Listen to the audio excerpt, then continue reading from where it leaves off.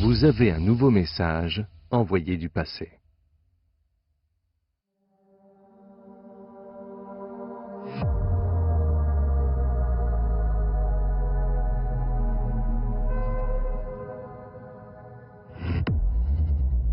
Lorsque nous croisons le regard de ces têtes de bronze, il ne fait aucun doute que nous appartenons à une même humanité.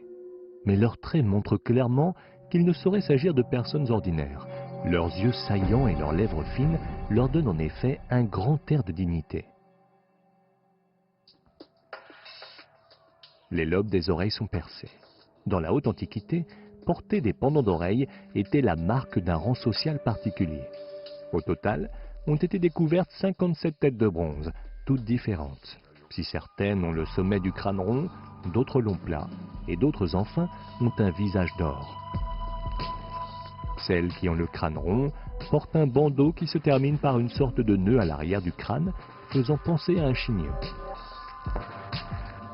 Toutes celles qui ont le crâne plat portent une natte et la plupart ont un chapeau simple et sans fioriture.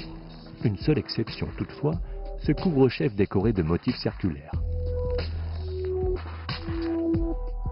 Ce bandeau tressé est un accessoire que l'on retrouve très souvent dans la culture antique de la province du Sichuan. Parmi toutes ces têtes, seuls 4 portent un masque d'or. Les masques sont en grande partie écaillés, mais il s'en trouve encore un en assez bon état. L'or a été martelé et transformé en feuilles. Feuilles que l'on a fixées sur le visage grâce à un mélange de laque et de chaux. Depuis toujours, l'or est le symbole du pouvoir. Un éclat aussi lumineux donne manifestement à cette personne un statut encore plus élevé.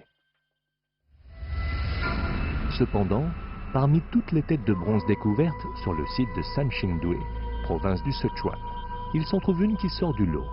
Ses traits sont plus délicats, mais surtout, il manque au sommet du crâne son couvercle d'origine. Après considération, de nombreux experts sont arrivés à la conclusion qu'il devait s'agir d'une femme.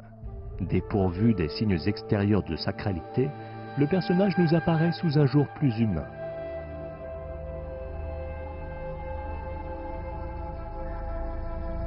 Mais d'où viennent donc toutes ces têtes?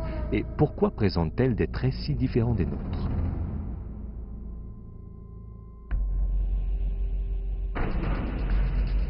L'ancienne culture Shu a toujours été associée au bassin du Sichuan.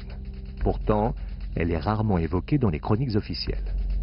Lorsque ce site archéologique exceptionnel a été mis au jour, on s'est pris à imaginer que ces visages de bronze, à l'air si digne, portaient leur regard vers un pays natal perdu dans le temps.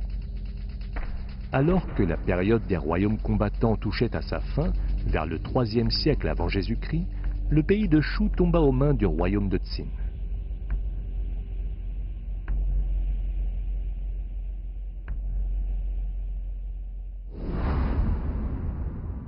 Le roi de Shu détenait à la fois le pouvoir séculier et religieux.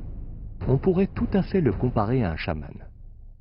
Parmi tous ces bronzes, cette grande statue est celle qui occupe le rang le plus haut, celle d'un roi qui détient le pouvoir politique tout en étant capable de communiquer avec les esprits.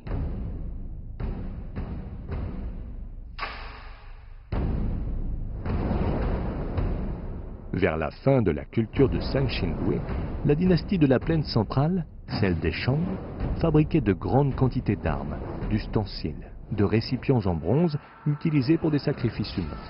L'époque était avide de sang.